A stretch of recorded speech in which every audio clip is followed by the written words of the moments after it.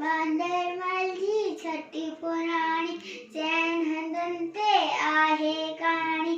बांदर मलजी छठी पुराणी चैन हंदंते आहे कहाणी। जडे मीह करे वसकारा छुटन छठी माथाने स्वारा करे पुसाए पाणी पाणी। बांदर मलजी छठी पुराणी चैन हंदंते आहे कहाणी।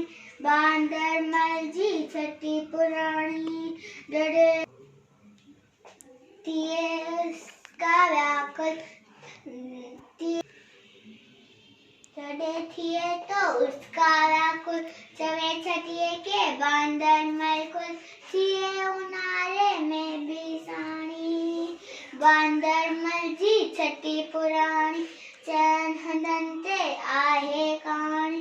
बांदर मलजी छठी पुराणी चैन हंदंते आहे कहाणी।